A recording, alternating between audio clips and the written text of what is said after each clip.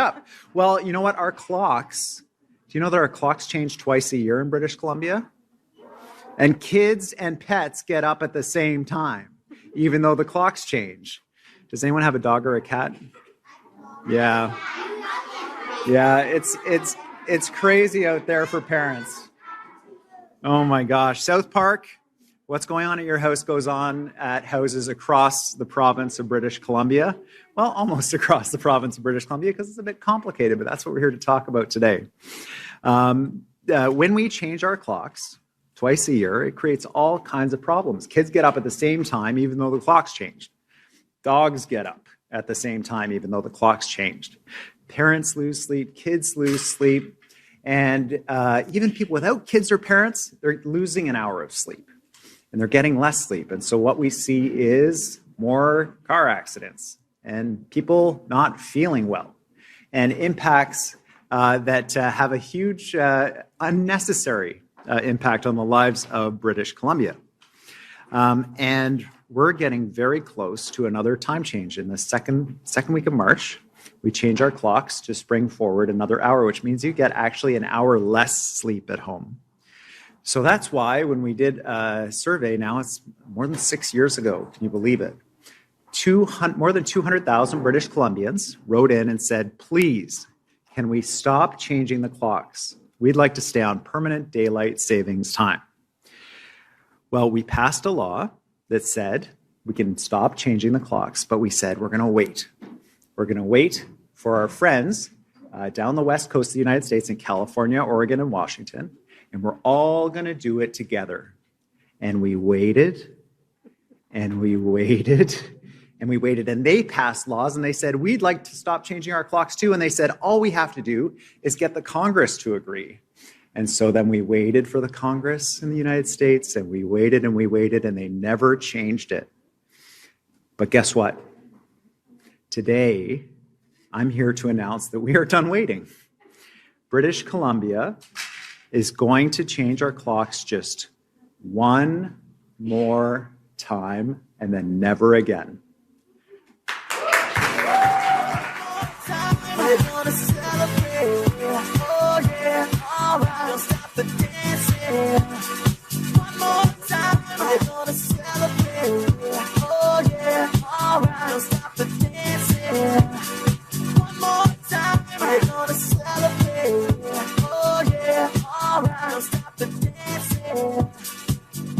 Wow, South Park, that was some good dancing, everybody. Big round of applause. That was awesome. British Columbians have been clear. This decision isn't just about clocks. It's about quality of life for British Columbians. And this is an unusual time. And we had committed to wait for our American partners. But the reality is that they're stuck. And we want to help give them the push that they need. Someone's got to go first. To be fair, the Yukon went first, and we thank them for that. But we're going to give them a push. And we're also going to make decisions right now where British Columbia decides what's best for us. And that's part of what we're doing right now as a province. And we're going to encourage the Congress to make the right decision and support those governors all the way down the West Coast. But for now, we're going to decide what's best for British Columbians and British Columbia families. And we're going to stay on permanent daylight savings time. That means an extra hour of sunshine for families, and moving our clocks to keep the sun up when the majority of the things that we do at home and in our lives take place. So when we spring forward this March, it's going to be the last time in the province of British Columbia. And here's to a future where kids and pets get the sleep that they need, and the grown-ups too. Thank you very much.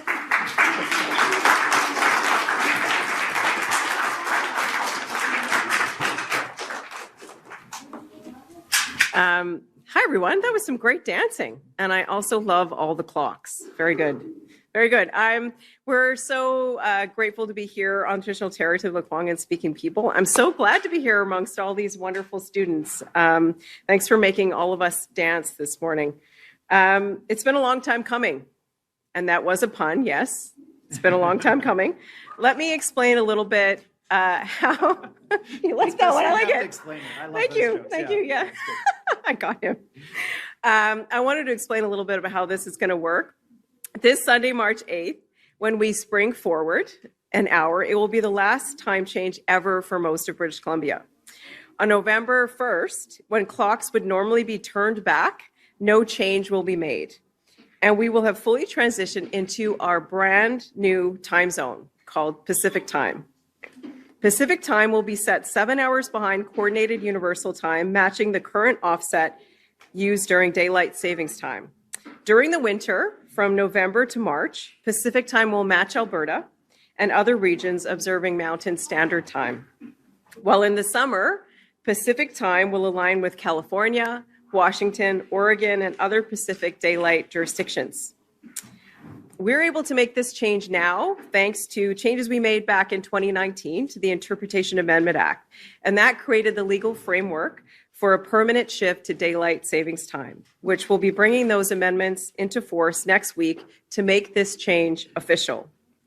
And to be clear, people won't be seeing any changes until November, to give them, businesses, and institutions the necessary time to prepare for the transition.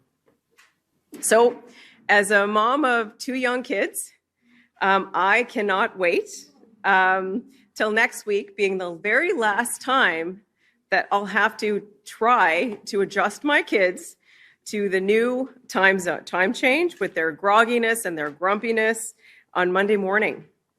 And then when we come back to November, we no longer have to fall back and spend time wondering while we're all hungry at 5 p.m. all of a sudden. So BC has been observing this twice annual time change on and off since 1918. And now, nearly 110 years later, we get to be the lucky ones who no longer have to worry about the nuisance of cataloging every analog clock in our possession. We all have them. Most of it changes with your phone. We all have that microwave or that oven or something that you got to manually plug in the time change. And we won't have to do that anymore after this time change. It's true that we will be losing what is a ritual that we've all been united on for generations, mostly in tiredness and confusion. But what we're gaining is nurses, paramedics, hospitality workers, TransLink drivers, and hundreds of thousands of other shift workers will hopefully no longer have to face this twice yearly adjustment period to their schedules, their sleep, their work, their health. And at a time when so much of us around us can feel chaotic and out of control, I think this consistency with sticking to the one time zone will be much needed. So it looks like a small victory. Personally, I'm truly looking forward to more stable schedules, predictable mornings, and not having to ask myself twice a year what time it is. So the simplest change can have a real impact on people's lives. I want to thank everybody who's contributed to this project over the years. And here's to no more adjusting, no more guessing, no more frantic spring forward, fall back recitations, just steady time, straightforward the way we like it. Thank you. Isn't that wonderful?